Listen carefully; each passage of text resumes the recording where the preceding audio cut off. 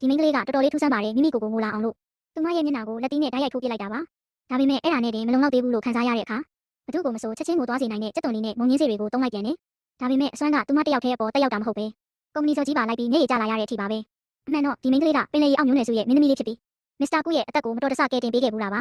ဒါပေမဲ့ဒီလိုလုပ်ရင်းနဲ့ပင်လယ်မျိုးနယ်စုရဲ့အထွတ်အမြတ်ထားရတဲ့ပင်လယ်ရေမျက်လုံးရတနာဟာမစ္စတာကူရဲ့ကိုယ်ထဲကိုမှားယွင်းပြီးရောက်သွားခဲ့တယ်ဒီအမှားကြောင့်မင်းသမီးလေးဟာမျိုးနယ်စုကနေနှင်ထုတ်ခံရပြီးရတနာကိုလိုက်ရှာဖို့လူလောကထဲကိုဆေးလွတ်ချင်းခံလိုက်ရတာပါအဲ့ဒီရတနာမရှိရင်သူမရဲ့မနှံစွမ်းအားတွေကဘာမှသုံးစားလို့မရတော့ပါဘူးသူမဟာရတနာကိုလိုက်ရှာရင်မစ္စတာကူရဲ့ကုမ္ပဏီအဆောက်အအုံကိုရောက်လာခဲ့ပေမဲ့လုံခြုံရေးတွေကသူမကိုတခိုးလို့ထင်ပြီးလိုက်ဖမ်းကြတော့တယ်ဒါကိုမြင်တော့ကောင်မလေးကကြောက်ကြောက်လန့်လန့်နဲ့ကယ်ကြပါဦးလို့အော်ဟစ်လိုက်တဲ့အခါ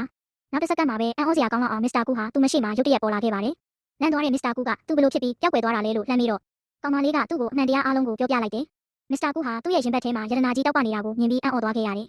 ဒါပေမဲ့သူဘာမှမပြောရသေးခင်မှာပဲလုံခြုံရေးတွေကကောင်မလေးကိုအပြင်ကိုမောင်းထုတ်လိုက်ကြတယ်ကောင်မလေးကတော့သူမရဲ့ပင်လယ်ရေမျက်လုံးရတနာကိုပဲပြန်လိုချင်နေတာပါသူမဟာပြီးခဲ့တဲ့အချိန်ကဒုက္ခရောက်ပြီးငိုကြွေးနေတော့မှမစ္စတာကူကသူမရှိကိုရုတ်တရက်ရောက်လာခဲ့တာကိုသတိရသွားခဲ့တယ်ဒါကြောင့်မို့လို့ပဲအခုလဲသူမကိုသူမအတင်းကိုလာအောင်စူးစမ်းနေရတာပါ